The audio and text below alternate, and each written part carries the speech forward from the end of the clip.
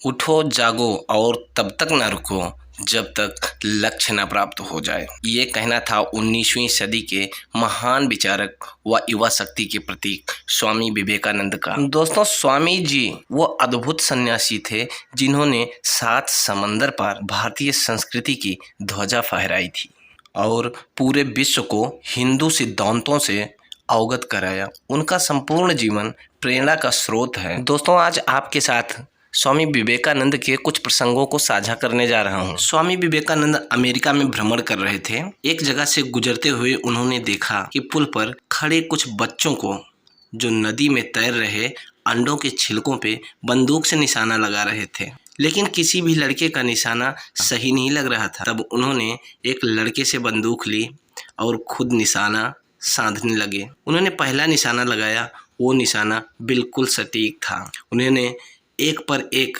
कुल 12 निशाने लगाए और सारे निशाने सही जगह पर लगे। ये देख बच्चे काफ़ी प्रभावित हुए और उन्होंने स्वामी जी से पूछा, आपने ये कैसे किया? स्वामी जी बोले, तुम भी कर सकते हो अगर तुम पूरा दिमाग उसी काम पर लगाओ तो। अगर तुम निशाना लगा रहे हो तो तुम्हारा ध्यान पूरा का पूरा अपने लक्ष्य पर होना चाहिए, तब तुम कभी झुकोगे नहीं। अगर तुम अपना पाठ पढ़ रहे हो तो सिर्फ पाठ के बारे में सोचो। मेरे देश में बच्चों को ऐसे पढ़ना और ऐसे काम करना सिखाया जाता है। दोस्तों, दूसरा प्रसंग। एक बार बनारस में स्वामी जी दुर्गा जी के मंदिर से निकल रहे थे, तभी वहां मौजूद बहुत सारे बंदरों ने उन्हें घेर लिया। वह उनके नज़दीक आने लगे और डराने लगे।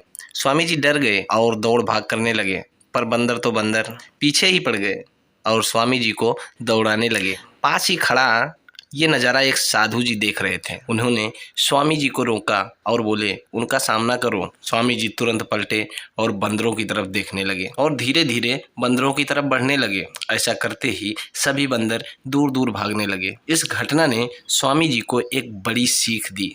कई सालों बाद उन्होंने एक संबोधन में कहा भी कि यदि तुम कभी भी किसी चीज़ से भयभीत हो तो उससे भागो मत, पलटो और उसका सामना करो। तीसरा प्रसंग, सच बोलने की हिम्मत। स्वामी विवेकानंद शुरू से ही एक मेधावी छात्र थे और सभी उनके व्यक्तित्व और वाणी से प्रभावित रहते थे। जब साथी छात्रों से कुछ बताते तो सब मंत्र मुग्ध होकर उन्हें सुनते थे। एक दिन इंटरवल के दौरान कुछ साथियों को कहानी सुना रहे थे। सभी उनकी बातें बड़े ध्यान से सुन रहे थे। उन्हें पता ही नहीं लगा कि कब मास्टर जी कक्षा में आए और पढ़ाना भी शुरू कर दिए। मास्टर जी अभी पढ़ाना ही शुरू किया, उन्हें कुछ फुसफुसाहट की आवाज़ सुनाई दी।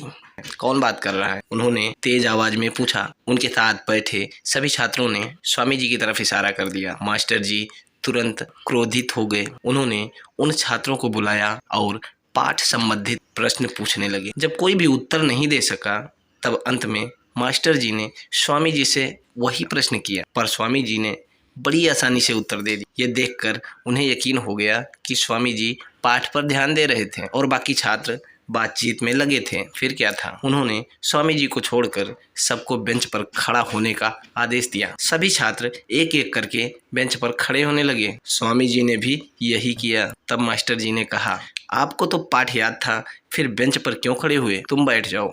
ये हैं स्वामी जी से जुड़े 3 अनमोल प्रसंग जो हम में जीवन के प्रति अटूट आस्था भरते हैं। ये प्रसंग बताते हैं कि हमें जो करना चाहिए लगन और निष्ठा के साथ करना चाहिए। हमारे जीवन में ऐसे कई अवसर आते हैं जहाँ पर हम झूठ बोलकर निकल सकते हैं, लेकिन वहाँ पर हमें सच का साथ देकर आगे बढ़ना चाहिए।